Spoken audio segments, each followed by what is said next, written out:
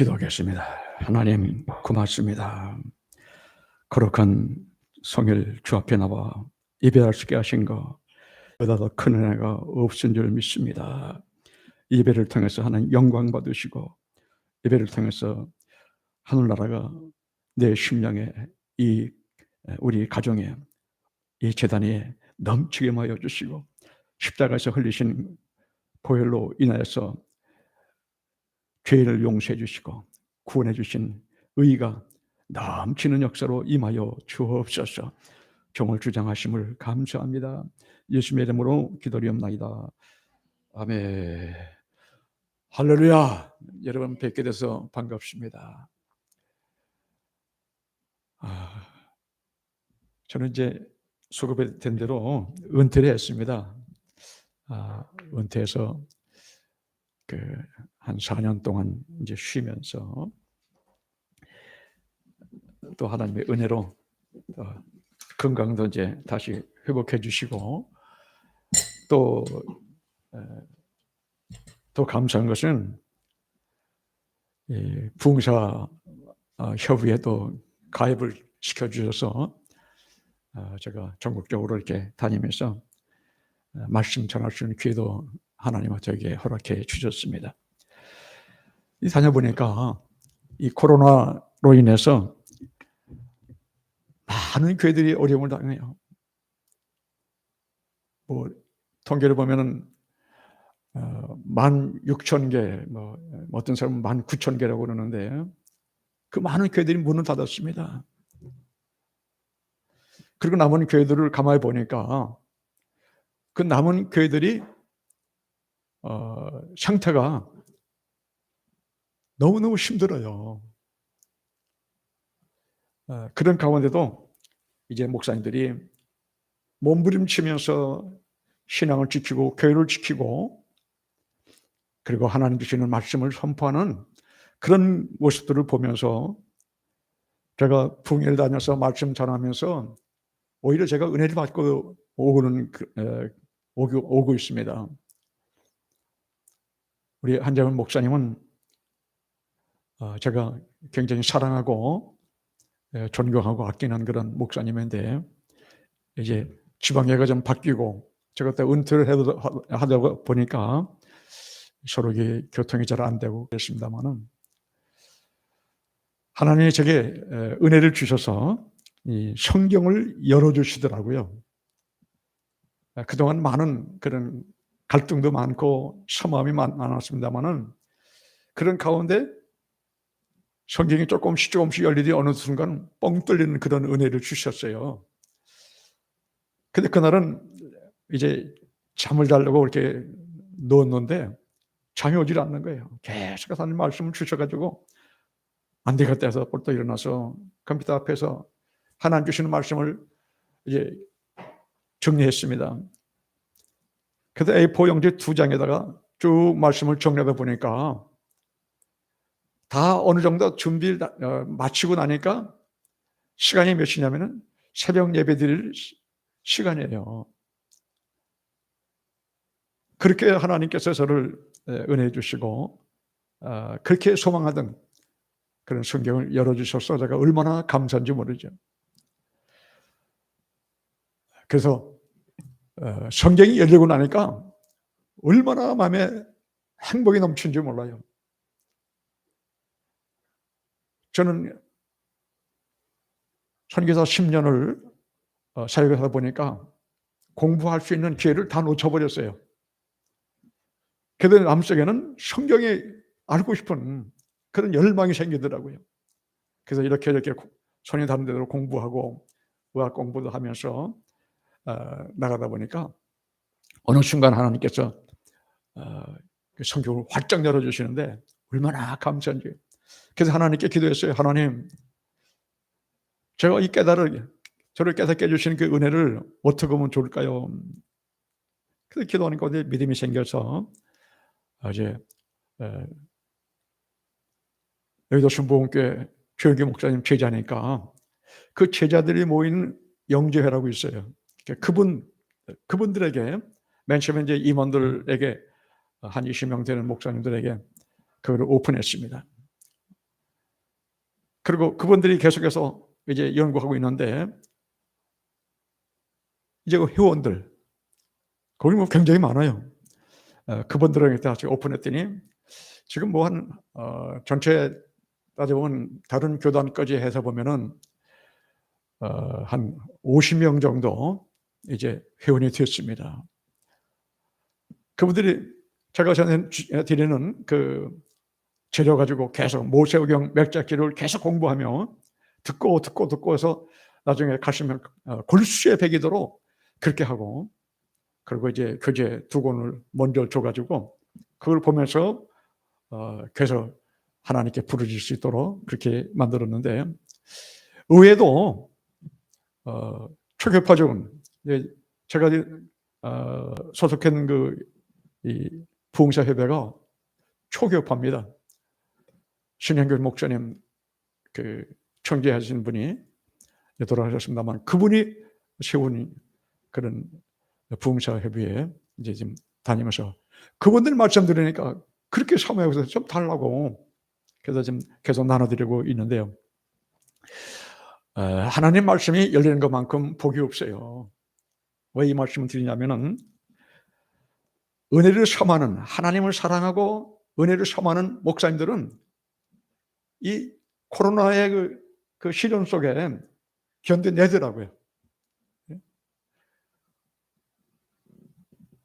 옛날에는 뭐 몇백 명씩 모이던 그런 부흥회가 극소수가 이렇게 모이고, 그래도 가서 기도해 보면 성령의 불이 떨어지는 역사를 계속해서 체험하고 있습니다.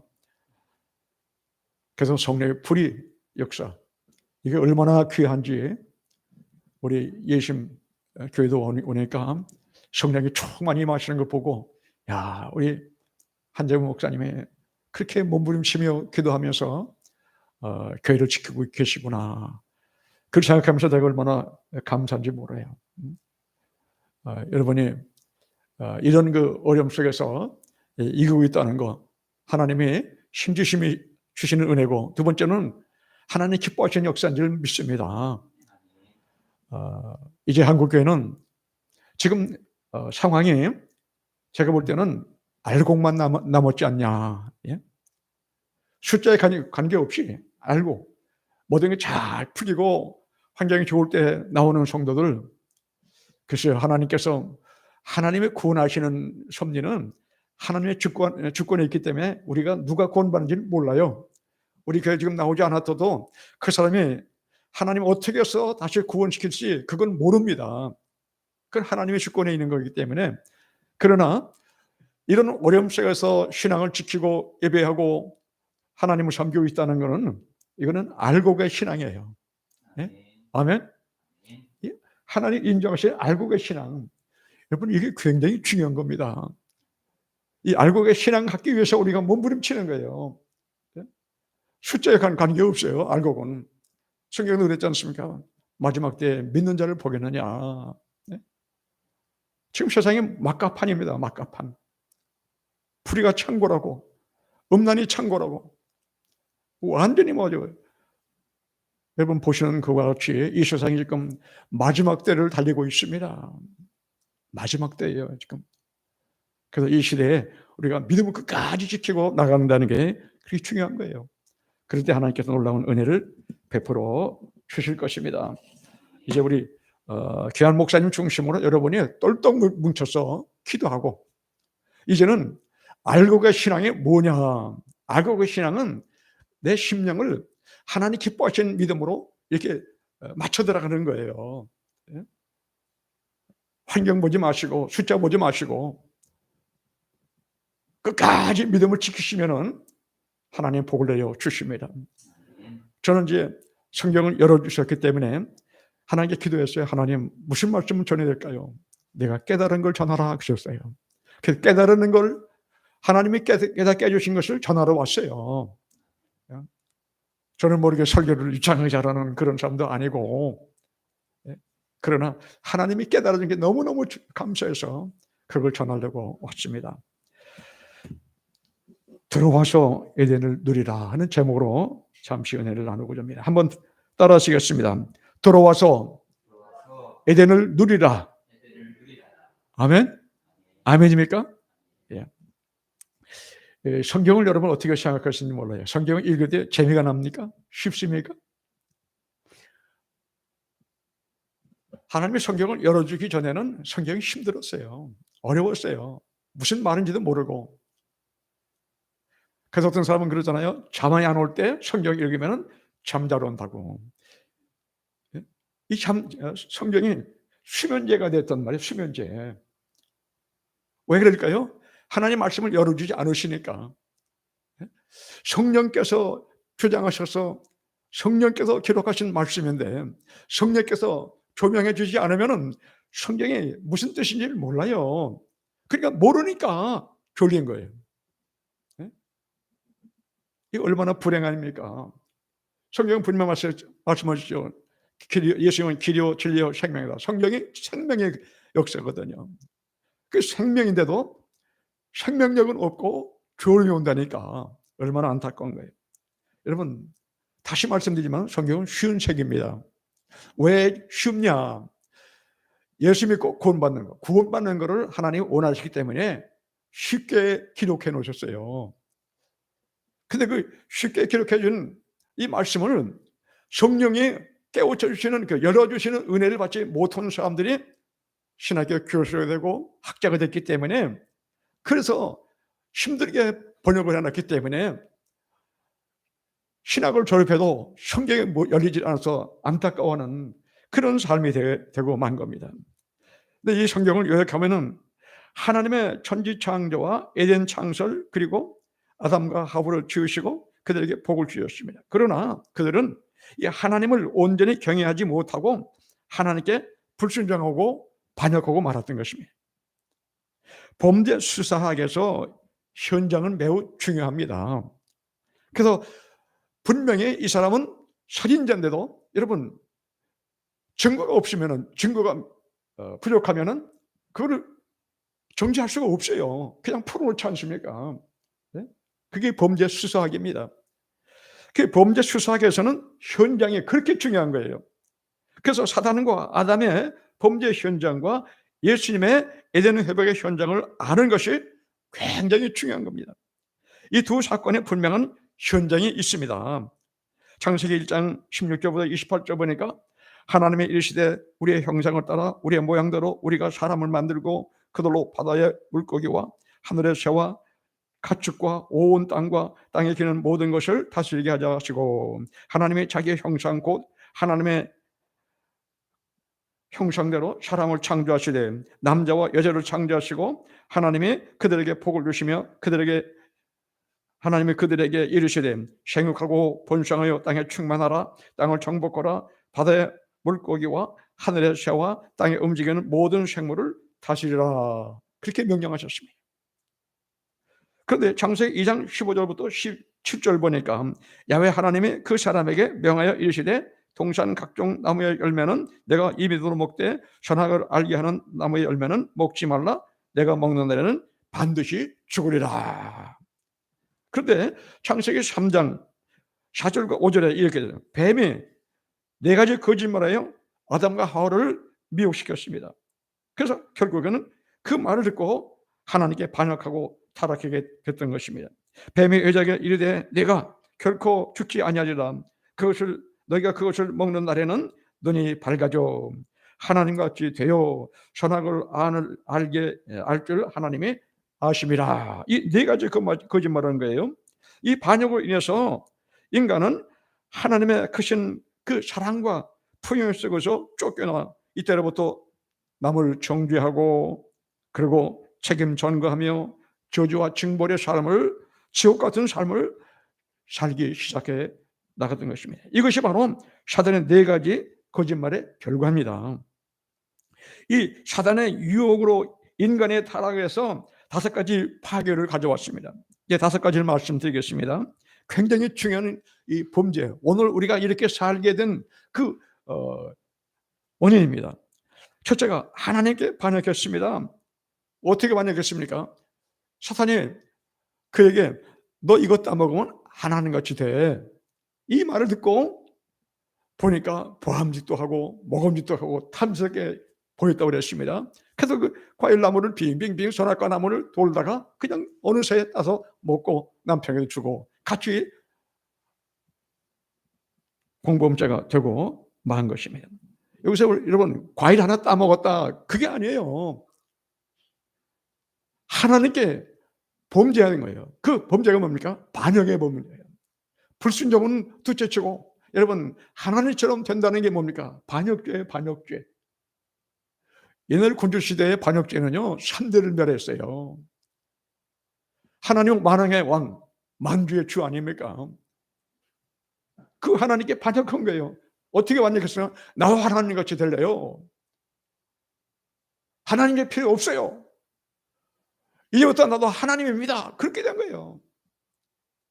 그 결과가 뭡니까? 우리는 탕자의 귀에서 그 결말을 볼 수 있습니다. 이 하나님처럼 된다는 그 반역은 결국은 뭡니까? 독립선언이에요. 독립선언. 독립선언은 자기의 삶을 자기가 책임지는 거예요. 근데 여러분 아담과 하와가 자기의 삶을 자기가 책임질 수 있는 능력이 있었습니까? 그렇지 않아요. 곧바로 어떤 일이 생기냐? 사탄에게 잡혀서 코가 꿰가지고 종살이 된 거예요. 종살이. 이게 두 번째 일입니다. 에덴에서 쫓겨났습니다. 이 에덴에서 쫓겨났다는 얘기는 그 풍요로운, 그래서 우리가 기도할 때 하나님 이것 해주고 이것 때문에 내가 하나님 잘 섬기겠습니다. 그런 기도를 하지 마세요. 환경 때문에 하나님을 배반하는 것이 아니고 환경 때문에 믿음이 떨어진 것이 아니고 하나님처럼 되려는 그런 악한 마음 때문에 반역하고 그 결과가 처참하게 된 겁니다. 그래서 그 에덴에서 쫓겨나 버렸어요. 또 결과는 하나님과 관계가 단절된 겁니다. 여러분 하나님과 관계가 단절됐으니까 거기서 뭐가 있습니까?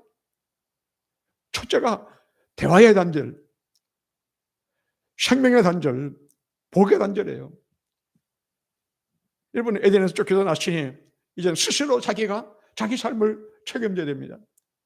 종살이하면서 그러면 사탄이 그 삶을 책임졌느냐? 책임도 안 짓고 계속해서 끌고 다니면서 종살이 시킨 거예요.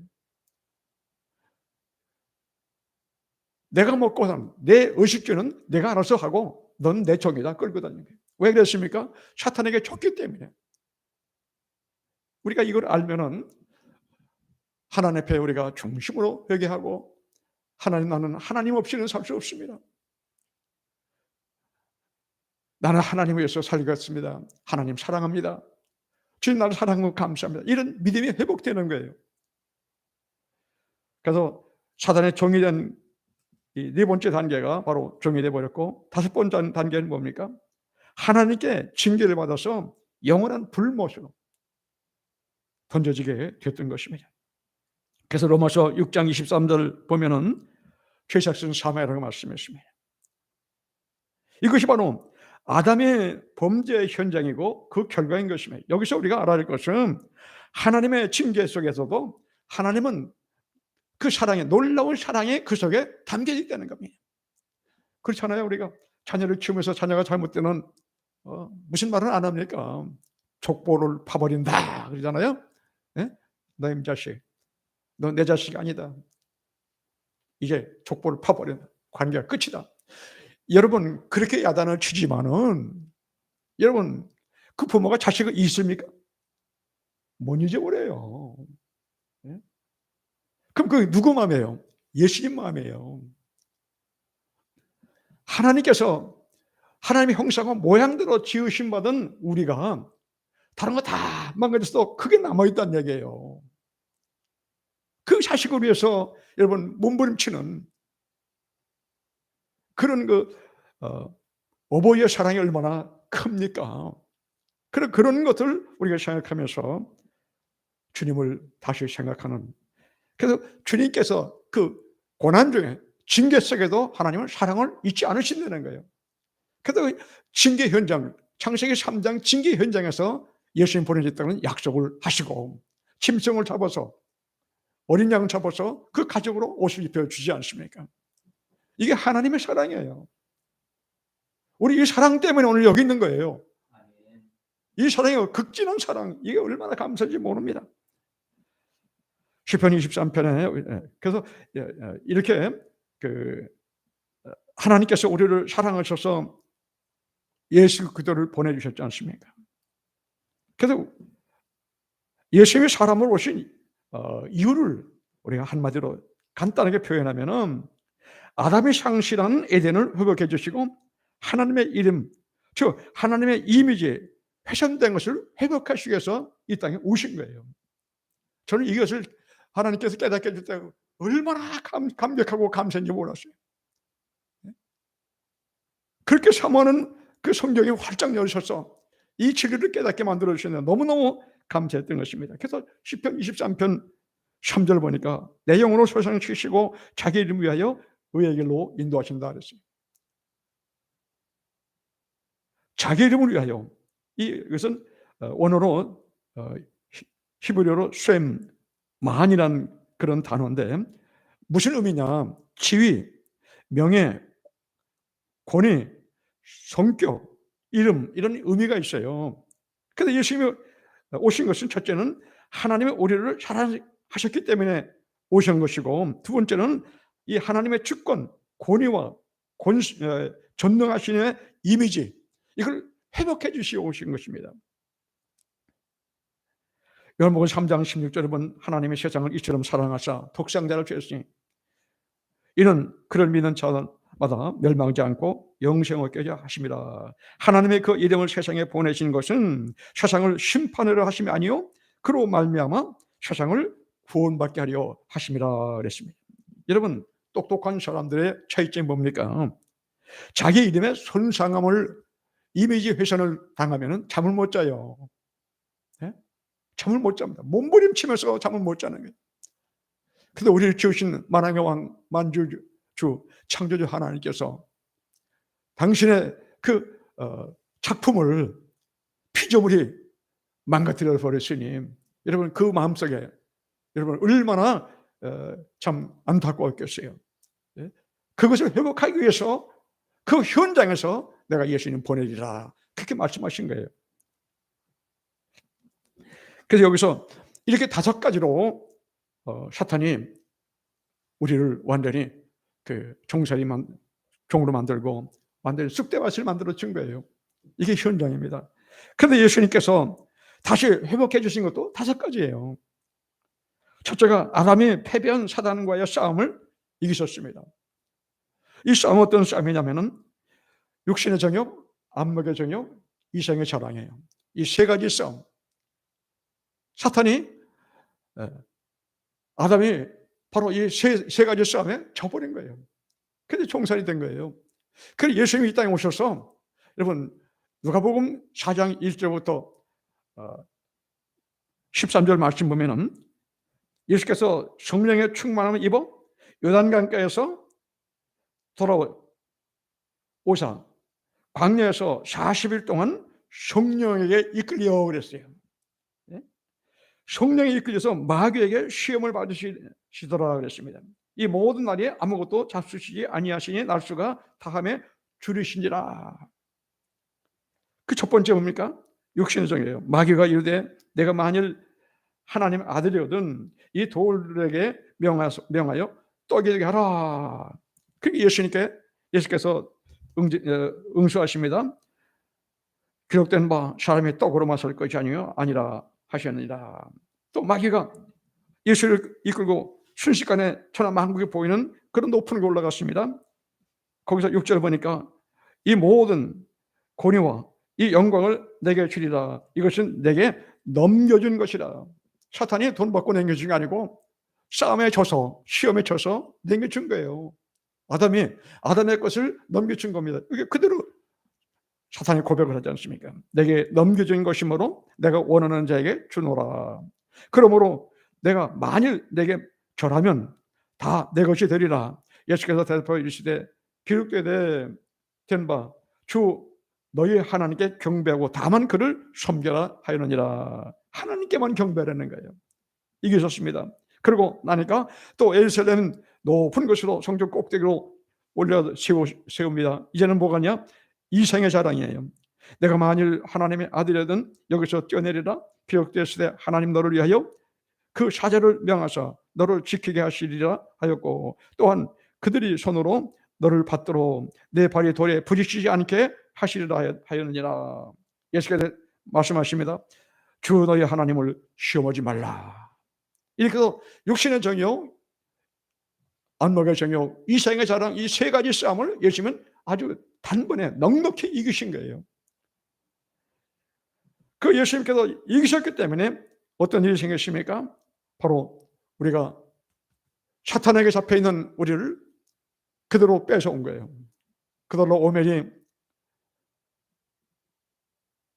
연합국을 만들어서 그 롯의 가족을 다 잡아갔지 않았습니까?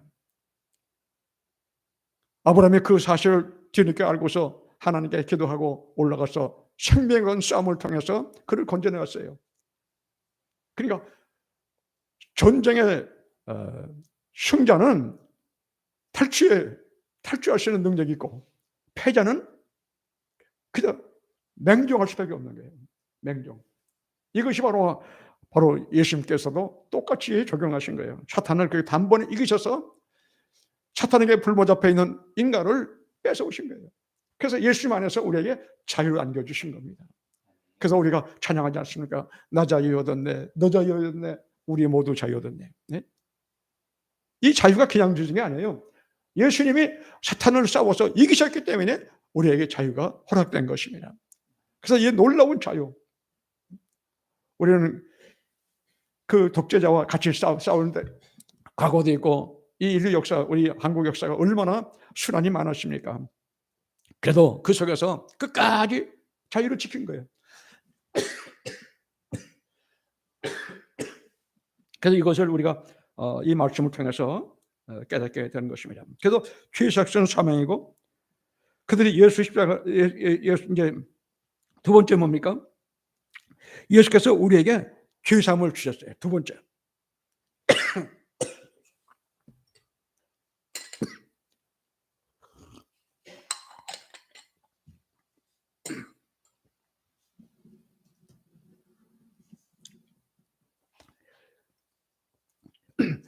마태복음 27장 35절 보니까 그들이 예수 그리스도를 십자가에 못 박았다 그랬습니다. 요한복음 19장 30절에 보니까 예수께서 신 포도주를 받으시고 다 이겼다 그리고 운명하셨어요. 이 하나님께서 우리에게 선포하신 저주와 형벌은 사탄은 이기셔서 우리를 자유케 만들었지만은 하나님의 형벌은 그대로 남아 있는 거예요. 그래서 두 번째 사역이 바로 하나님의 그 선포하신 공의, 이거는 죄의 삭은 사망이기 때문에 예수님이 대신 받으신 거예요. 그거 받으신 과정에서 얼마나 힘드셨던지 절규하셨어요. 아버지여, 아버지여, 나를 버리시나이까? 나를 버리시나이까? 엘리 엘리 라마 사바타니. 그렇게 몸부림치면서 외쳤을 때 하나님은 그에게서 얼굴을 돌리시고 그 모든 징계를 그에게 퍼부으셨다는 것을 우리가 볼 수 있습니다. 이로 인해서 우리는 예수님 안에서 주님께서 다 갚아주셨기 때문에 죄 사함 받은 거예요. 이 놀라운 은혜입니다. 그래서 우리 찬송 부를 때도 죄에서 자유함을 얻는 그 찬양이 얼마나 힘이 생긴지 몰라요. 200인 찬송 202장이죠. 그 세 번째는 하나님과 이제는 죄값을 지불했기 때문에 이제는 하나님과 다시 화목을 베풀어 주신 것입니다. 그래서 예수님의 십자가는 바로 뭐냐면은 하나님과 우리를 연결시켜주는 그 손길이에요. 그게 십자가입니다. 예수님이 저 십자가 달리셔서 한쪽에는 인간의 손을, 한쪽에서 하나님 손을 붙들고 거기서 화목을 이루신 거예요. 화목. 이 놀라운 은혜 아닙니까? 이 은혜만 깨달으면요, 우리의 어떤 주장, 환경, 이게 문제가 되는 게 아니에요. 이제는 우리는 영원한 생명 얻었지 않습니까? 이 놀라운 은혜가 여러분에게 넘치시길 제 이름으로 축복합니다. 그래서 이제는 예수님을 믿기만 하면 구원받고 모든 죄를 용서받고 하나님과 화목하고 하나님의 생명이 넘치고 하나님의 자녀가 되고 유업까지 받게 된 것입니다. 네 번째가 에덴을 회복해 주셨어요. 굉장히 중요한 겁니다. 사도행전 2장 1절과 1절부터 4절입니다. 마태복음 3장 11절에서 침례요한은 나는 너에게 회개하기 위하여 물로 침례를 베풀거니와 내 뒤에 오시는 이는 나보다 능력이 많으시니 그는 성령과 불로 너에게 침례를 베푸신다 그랬습니다. 요한복음 20장 22절에서 부활하신 예수께서 제자들에게 나타나셔서 하신 말씀 뭡니까? 그들을 향하여 숨을 훅 내쉬면서 성령을 받으라 말씀하셨어요. 사도행전 1장 4절과 5절에 보니까 사도와 함께 모여서 그들에게 분부하여 이르시되 예루살렘을 떠나지 말고 내게서 들은 바 아버지께서 약속하시는 것을 기다리라. 요한은 물로 침례를 베풀었으나 너희는 몇 날이 못되어 성령으로 침례를 받으리라 말씀했습니다. 그들은 예수님의 약속을 부여잡고 기도하기, 성령 침례를 받기 위해서 기도하기 시작한 겁니다. 사도행전 2장 1절부터 4절까지 오순절 역사입니다. 이 말씀 집중하시기 바랍니다. 오순절의 이름에 그들이 다 같이 한 곳에 모였더니 호련히 하늘부터 급하고 강한 바람 같은 소리가 있어 그들의 앉은 온 집에 가득하며 마치 불의 혀처럼 갈라지는 것들이 그들에게 보여 각 사람 위에 하나씩 임하여 있더니 그들이 다 성령의 충만함을 받고 성령의 말하게 하심을 따라 다른 언어들로 말하기를 시작했다. 사랑하는 여러분, 이 오순절 이 사건은 단순한 성령 강림 역사가 아닙니다. 예수님이 그렇게 염원하셨던 아담이 상실했던 에덴을 회복해 주신 거예요. 이 사건을 위해서, 이 일을 위해서 하나님은 믿음의 사람 아브라함을 들어서 믿음의 역사를 다시 시작한 거예요. 그래서 다윗의 자손 다윗을 통해서 예수 그리스도가 태어날 수 있는 그런 모든 역사적인 사건을 통해서 예수님께서 태어나시고 그리고 이제 이 땅에 오셔서 예수님의 모든 걸 다 갚으심으로 해서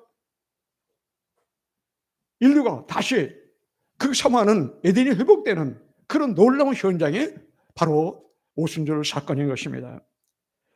많은 사람들이 오순절 이 사도행전 사건을 그저 단순하게 오순절 성령의 강림이다 그렇게 하는데 여러분 단순한 게 아니에요.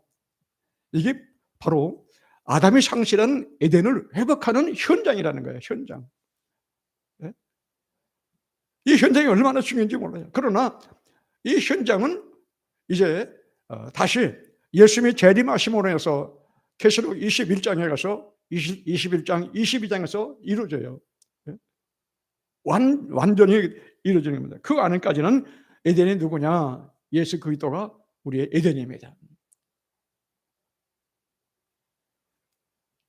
근데 여기서 참으로 중요한 것은 하나님 말씀이 단계 이루어지는 것을 볼 수가 있습니다. 계시록 21장 1절부터 7절에 온전히 이루어지고 여기서 에덴은 4단계로 이제 회복이 되는데요. 이 4단계의 곧 이것이 뭐냐? 우리의 성화의 단계를 가리켜요. 성화의 단계. 그럼 우리가 힘써서 할 것은 하나님의 주권, 권위를 세워드리고 예수님을 사랑하고 예수님을 닮아가는 일을 전력을 다해야 돼요. 전력. 예?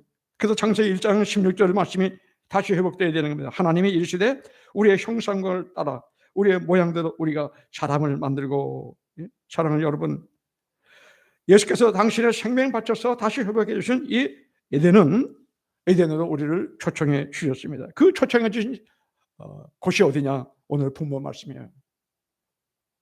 요한복음 15장을 가르쳐서 우리는 포도나무 비유라 그럽니다.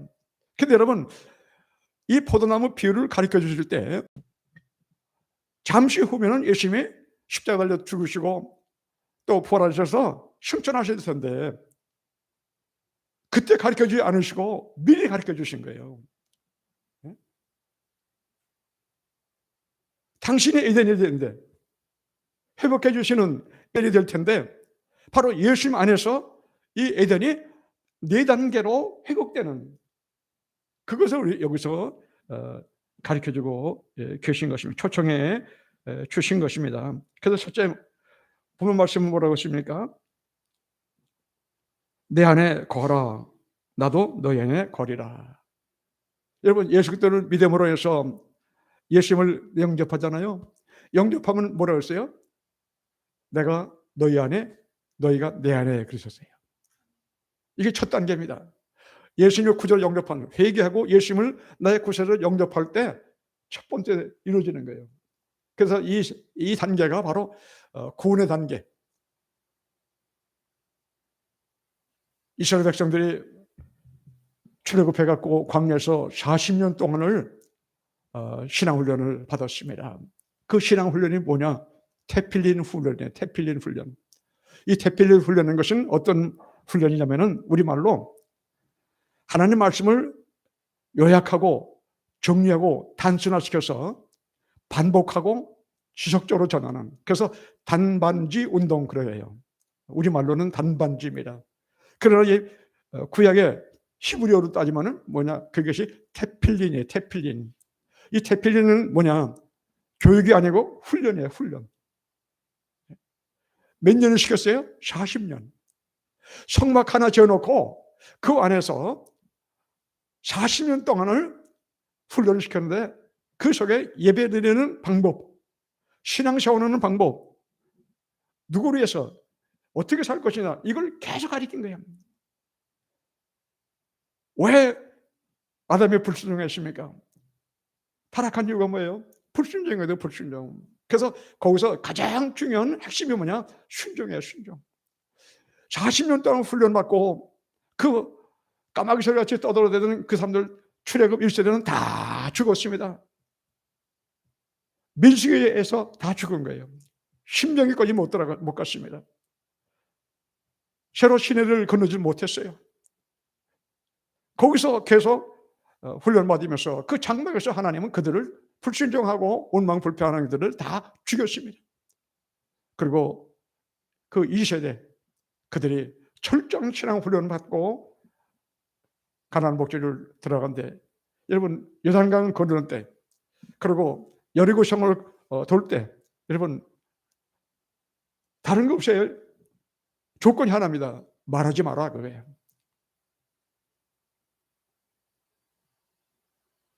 그 철저한 훈련, 그렇게 악마를 떠드는 그 사람들이 40년 동안 이 테필린 훈련 받고 나니까, 신명기 6장 1절부터 9절 말씀, 그 훈련 받고 나니까 철저하게 언어 통제가 됐던 거예요.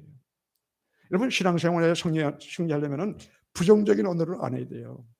원망하고 불평하는 거, 그것이 현실 보고 그렇게 나올 수밖에 없다고 치지만은, 그러나 그 배경은 누가요? 하나님 허락하시는 배경이에요.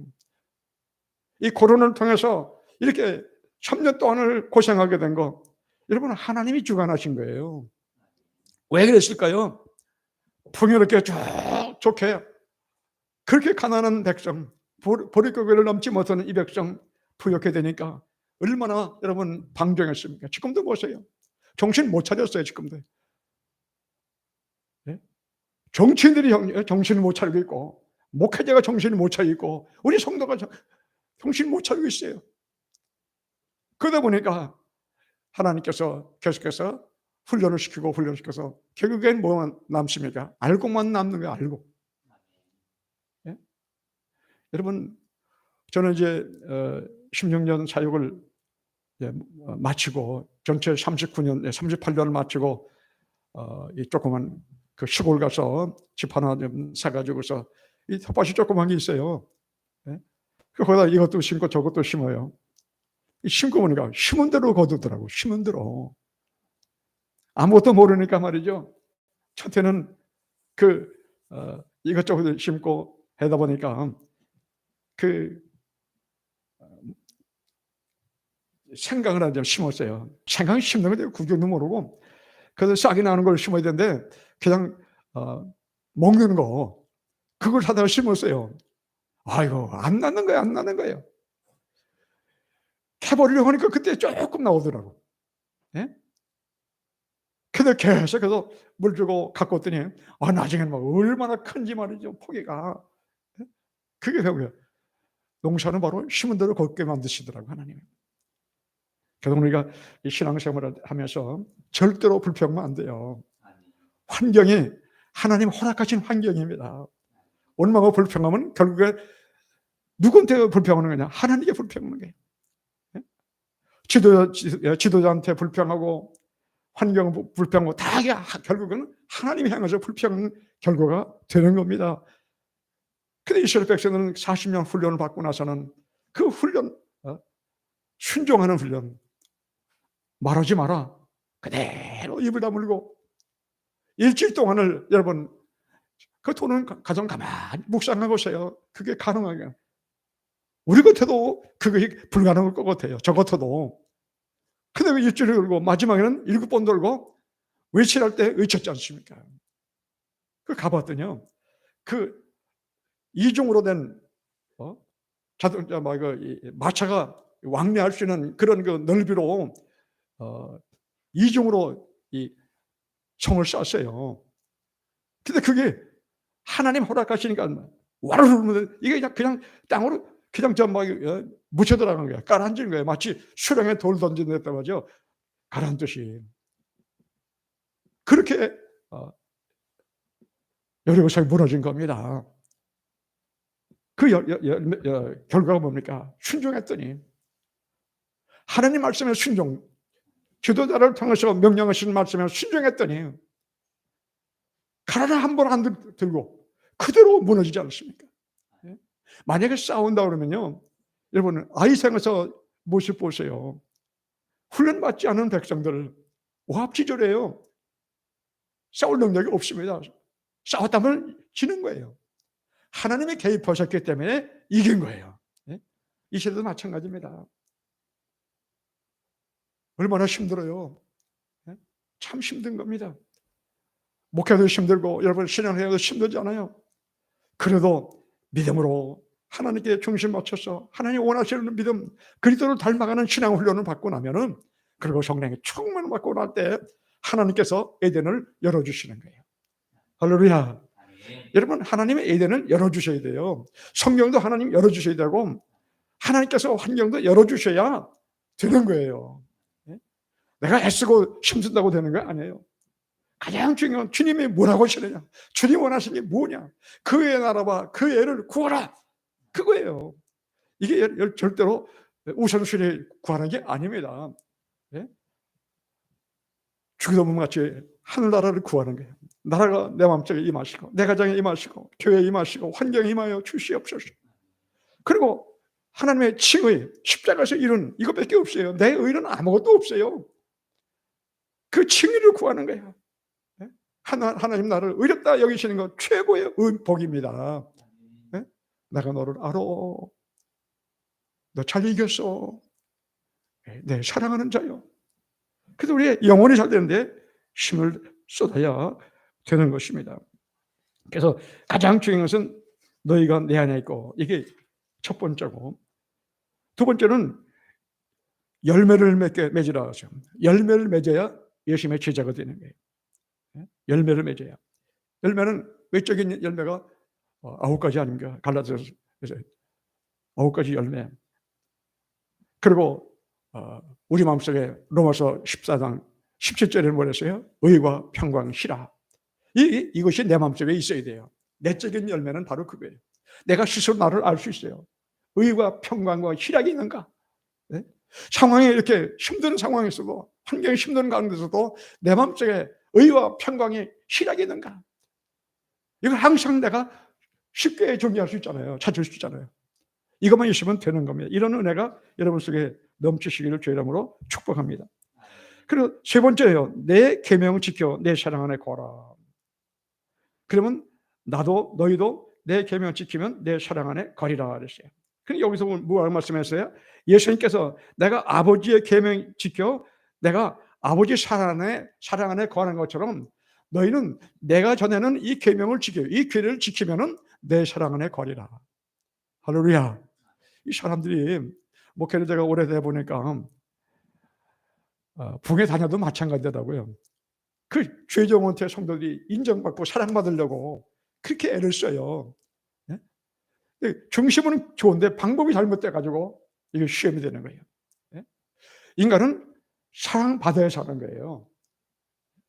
인간은 사랑받지, 자식은 부모의 사랑을 받아야 사는 것이고, 형제지간에 서로 사랑받아야 되고, 성도는 목사에게 사랑받아야 돼요. 우리는 오히려 하나님께 사랑, 그 목사의 사랑이 뭐냐? 하나님 아버지의 사랑이에요. 예수 그리스도의 사랑이거든요. 근데 그거를 잘못 생각해 갖고서 인간적인 생각하면서 그런 사랑을 받으려고 하는 거, 이게 문제가 되거든요. 그래서 하나님 앞에 사랑받는 믿음, 하나님의 명령, 그 규례를 지키면은 예수님의 사랑 안에 거하는 거예요. 할렐루야. 예? 그래서 죄종 신경 안 써도 돼요. 내가 하나님과의 관계가 올바로 하나님의 사랑 속에 살면은 죄종은 덩달아 사랑이 많은 거예요. 그래서 어떤 사람은 그러더라고요. 목사, 제 후배 목사님 한번 그러더라고요. 내가 하나님의 종이지 내가 사람의 종이냐?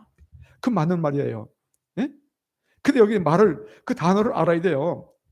여러분, 종이 주인만 섬깁니까? 종은 주인만 섬기는 게 아니고 주인의 자녀도 섬기는 거예요. 가족도 섬기는 거예요. 그게 종이에요. 네? 이걸 몰라가지고 여기서 하나님의 종이지 사람의 종, 사람이라는 얘기는 불신자 얘기라는 거예요. 네? 그러나 하나님의 사랑이 넘치고 있으면 나중에는 불신자도 사랑하게 돼요. 네? 계명을 없애는 것이 아니라 계명을 완성으로 예수님이 오셨기 때문에 우리는 계명 때문에 구원받을 계명 지키는 게 아니고 구원받을 은혜가 감사해서 계명 지키는 겁니다. 그런데 하나님께서는 구원은 예수 믿고 구원받은 것이고 단순해요. 그러나 복은 하나님의 계명을 지킴으로 해서 복을 내려주시는 겁니다. 그럼 계명이 뭡니까? 성수지라는 거예요. 오늘 예배드리러 오신 게 이게 계명이에요. 네? 11조 하는 거 계명입니다. 기도하는 거 계명이에요. 사랑하는 거 다 계명이에요. 그게. 그럼 구원받으려고 우리가 헌금 드리고 구원받으려고 11조하고 구원받으려고 어떤 행위가 있습니까? 아니에요. 예수 믿어서 구원받았기 때문에 이제는 그런 것 때문에 우리가 매이치 않아요. 나는 구원받은 거예요. 확신을 가져야 돼요. 그게 바로 요한복음 4장 25절 말씀이잖아요. 24절 말씀. 그래서 이번 벌써 우리는 구원을 받았고, 근데 이것은 뭐냐? 우리가 구원을 지킬 수 있어야 되는 겁니다. 지키기만 하면 되는 거예요. 이제는 우리는 구원을 받았기 때문에 그 구원받은 걸 지키기만 하면 되는 거예요. 아멘. 지키지 못하면은 구원을 잊을 수 있어요. 이게 무서운 거예요. 그래서 바울이 왜 그랬습니까? 나는 입이 잡힌 바된 그것을 잡으려고 쫓아간다. 그래서 구원은 진행형입니다. 진행형. 이런 것을 알고 신앙을 끝까지 지킬 때 여러분 하나님의 사랑 속에 살게 되는 것입니다. 그래서 하나님의 예수님의 계명을 지키면 예수님의 사랑 안에 거하는 거예요. 우리가 예수님 사랑 안에 살아야 돼요. 어느 때는 제가 가만히 있어요. 얼마나 감사한지 너무너무 감사해서 운전하다가 주님 예수님 묵상하니까 너무너무 감사한 거예요. 그래서 제가 그 운전하면서 그랬어요. 예수님 멋져! 그랬어요 제가. 예? 그랬더니 하나님 내 마음이 얼마나 이제 말이죠. 여러분 생각하면 생각할수록 예수님 너무너무 멋진 거예요. 예? 우리 아버지가 멋쟁이에요. 할렐루야. 그래서 그 고백이 뭐냐? 그게 믿음의 고백인 거예요. 이걸 하나님이 기뻐하시는 겁니다. 그래서 사랑 안에 거하시기를 주 이름으로 축복합니다. 네 번째가 중요합니다. 내 생명 바쳐서 내 친구가 된다 그랬습니다. 사람의 친구를 위하여 자기 목숨을 버리면 이보다 더 큰 사랑이 없나니 너희는 내가 명하는 대로 행하면 곧 나의 친구라. 그래서 예수님께 생명 바치고 그 명령대로 순종하면 예수님의 친구가 되는 은혜를 주십니다. 이게 뭐예요? 우리 옛날 노인들이 우리 아버지가 그런 말씀을 해요. 부자 유친, 예? 부자 유친. 하나님과 우리가 친해져야 된다고. 그래서 그 하나님과 우리가 친하려고는 그걸 여러분 마음속에 늘 생각하고 그걸 이뤄나가야 될 것입니다. 그래서 이 네 단계가 우리가 회복해야 하고 성취해야 할 성화의 정점이 되는 것이죠. 그래서 고린도후서 5장 15절 보니까 그가 모든 사람을 대신하여 죽으심은 살아있는 자들로 하여금 다시는 그 자신을 위하여 살지 않고 오직 그들을 대신하여 죽었다가 다시 살아나신 이를 위하여 살게 하려 하심이라 그랬습니다. 이것이 바로 우리의 삶의 목적이 되고 목표가 되어야 됩니다. 이걸 잊어버리면 안 돼요. 어느 때는 여러분 신앙생활하다가 부부지간에 다툴 수도 있죠.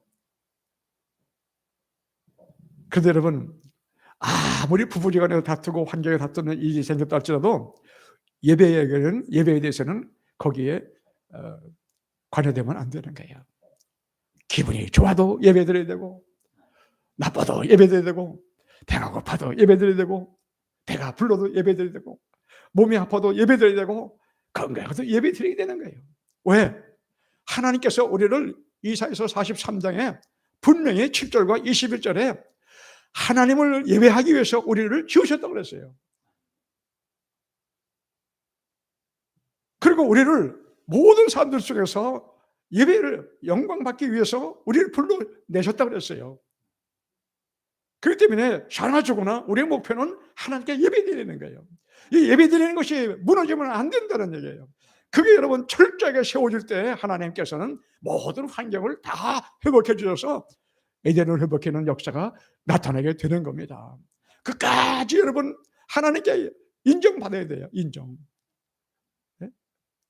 그런 믿음이 꽉 서 있으면요 절대로 하나님께서 그를 사탄의 손을 댈 수가 없고 하나님께서 그를 사탄에게 놔두질 않으신다고.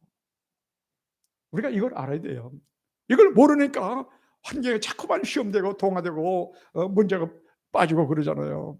그러나 끝까지 지금 말씀 붙들고 살 때 하나님께서 그래 내가 이제야 네 믿음 알았어. 네?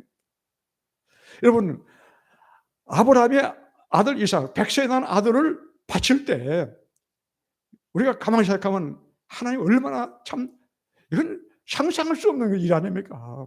인간도 그렇게 그런 일을 안 하세요. 안 해요. 근데 어떻게 하나님이 그 사랑이 넘치는 하나님께서 그런 명령을 내셨어요. 그러나 아브라함은 보세요. 그 올라갈 때 너희들은 여기 있어라. 우리가 가서 예배드리고 다시 내려오겠다 그랬어요. 네? 올라가면서 한 말입니다. 우리가 저 산에 올라가서 예배드리고 올 테니 너희들은 여기 있어. 네? 근데 아들이 몇 살이냐? 성경 쭉 연결해보니까 37살이에요. 37살. 이삭의 나이가 37이에요. 그러면 아버지 나이는 몇 살이에요? 137세란 말이에요. 37살, 100세 나시니까. 그 아들 37살 먹는 아들의 손아귀에 아버지는 아무것도 아니에요. 그러나 그 사실을 알려줄 때 아버지 하나님 뜻대로 하세요. 그리고 오라를 받고 죽을 각오하고 그러나 그 속에 뭐가 있었어요? 아버지나 아들 마음속에 부활의 신앙이 있었다는 거예요. 예? 여러분 잿가루로 만들었어도 재료 만들더라도 다시 재해서 다시 부활시킬 거를 그 아들도 믿었고 그 아버지도 믿었기 때문에 칼을 먼저 들은 거예요. 그러니까 하나님께서 더 이상 손댈 이유가 없잖아요. 누가 급했습니까? 하나님이 급하셨어요. 아브라함아, 아브라함아. 우리말로 따지면 군대수로 말하면 시도 행동 그만 그거예요. 그러고 보니까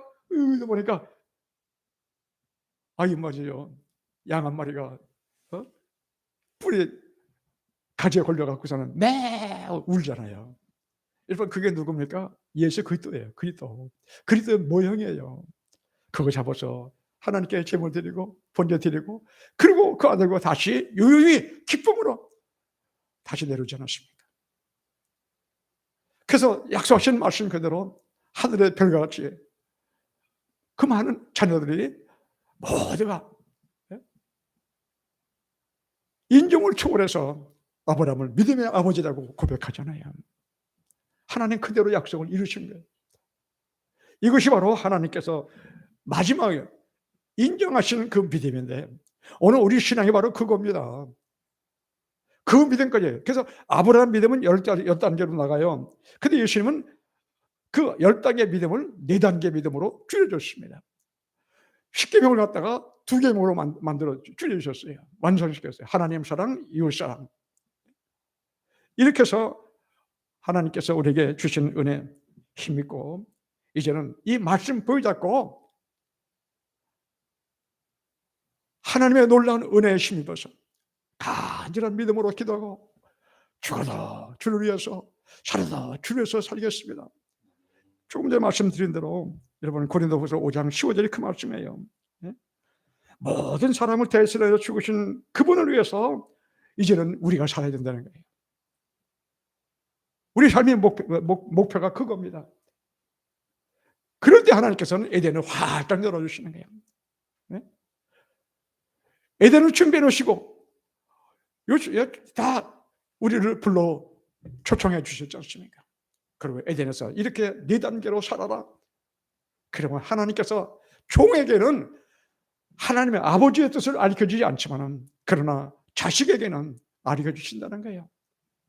그래서 에베소서 4장의 말씀 보면은 그 4가지 직임이 나옵니다. 사도, 그리고 제사장, 복음 증거자, 그리고 교사, 목사, 교사. 이 귀한 직분을 가지고 은사는 성령이 주시고 직임은 예수님이 주시는 거예요. 그 직분을 가지고 하나님께 우리가 중심 맞춰 나갈 수 있는 그런 은혜가 넘치게 되시기를 바랍니다. 그래서 이제는 주님을 위해서 사는 거예요. 주님을 위해서. 이 복음 증거자, 이 복음 증거자들에게는 어떤 은혜 주시느냐? 친구의 단계 돌아가면은 하나님께서 그 하나님 뜻을 알려 주세요. 하나님 뜻을. 그래서 그 하나님 뜻을 알아야 사역이 되는 것이죠. 그래서 이 시대에 이 새 에덴은 예수 그 뜻입니다. 우리의 신앙은 신학에서 생깁니다. 신학이 뭐냐? 신학의 바탕이 성경이에요. 성경이 요약한 것이 신학이에요. 그래서 신학이 그렇게 중요한 거예요. 조영기 목사님의 신학이 얼마나 요약된지 몰라요. 그분은 일식에 성경이 열려가지고 이 태펠리 훈련을 시켰어요. 단반지 훈련을 평생을 시켰어요. 어떤 사람들은 보고서 조영기 목사 설교 들을 거 없어. 맨날 똑같은 설교야. 그리고 어떤 사람은 아주 노골적으로 하더라고요. 조영기 목사는 지식이 없어서 공부를 조금 해서 무식해서 맨날 똑같은 설교한다. 천만의 말씀이에요. 성경이 미리 열렸기 때문에 그 태필이 훈련시키신 거예요. 하나님 말씀을 요약하고 반복하고 지속적으로 전하고, 그래서 반에서 내려오실 날까지 태필인을 하시다가 천국 가신 분이 조영기 목사님입니다.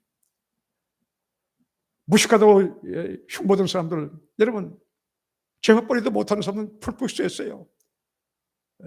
진리 모르니까 그때 엉뚱한 소리 떠들고 그래요. 그렇게 반복한 메시지 저는 태필인 신명기 6장 1절에 그 말씀 그대로 사역하신 목사님은 세계 제일의 교회가 됐고 세계 제일의 목사님이 되지 않습니까? 그분은 성경 66권을 성경 8자에 요한 3서 2절 내 영혼이 잘됨 같이 8자에다가 말씀을 실어놨어요. 천재. 이 시대에 바로 하나님 주시는 그런 바울이었습니다. 바울. 저는 그분의 제자로서 이 진리가 깨닫고 나니까 얼마나 감사한지 모르죠. 그래서 하나님 말씀 계속해서 그 말씀을 묵상하면서 성경 읽고 올 때 계속해서 하나님께서 말씀 주셔서 그 은혜 가운데 살게 하신 것을 참으로 감사를 드립니다. 그래서 오늘 이 본문 말씀 속에 오순절 날의 성령이 바로 충만한 역사, 에덴의 회복의 그 놀라운 역사인 것입니다. 그래서 사도행전 요한복음 15장에 보면 이 포도나무 비유를 잠시 후에 회복되고 이루어질 에덴의 삶에 대해서 말씀해 주셨고, 그리고 우리를 에덴으로 초청해 주신 것입니다. 에덴의 삶은 바로 내 안에 거라, 열매 맺어 제자되라, 내 계명 지켜 내 사랑 안에 거하라. 네 번째는 내 생명 받죠 내 친구가 되라. 이 네 가지예요. 네 가지. 여러분 한번 따라 하시겠습니다. 내 안에 거하라, 열매 맺어 내 제자가 되라, 내 계명 지켜 내 사랑 안에 거하라, 내 생명 바쳐 내 친구가 되라. 아멘. 한번 크게 한번 따라하겠습니다. 나는 에덴이 회복되었습니다. 나는 에덴 안에 있습니다. 예수님이 나의 에덴이십니다. 기도하겠습니다. 하나님 고맙습니다. 하나님께서 우리를 사랑하셔서 이 은혜 주신 것 고맙습니다. 우리는 신앙생활하면서도 하나님 말씀 깨닫지 못하여서 에덴을 누리지 못하고 에덴 밖의 삶을 살아왔음을 고백합니다. 우리를 불쌍히 여기셔서 이 에덴을 깨우쳐 주시고 에덴을 열어주신 것 감사를 드립니다. 마음껏 에덴을 누리게 도와주시고 에덴을 전함으로 영원한 천국의 상급까지 받을 수 있도록 은혜를 베풀어 주시옵소서. 이 귀한 재단 끝까지 지켜주시고 우리 한재범 목사님 성령의 불로 채우셔서 아버지의 의가 넘치도록 함께 해주시고 그 놀라운 은혜 역사를 끝까지 이룰 수 있도록 복내려 주시옵소서. 예수님의 이름으로 축복하며 감사드리옵나이다. 아멘. 주의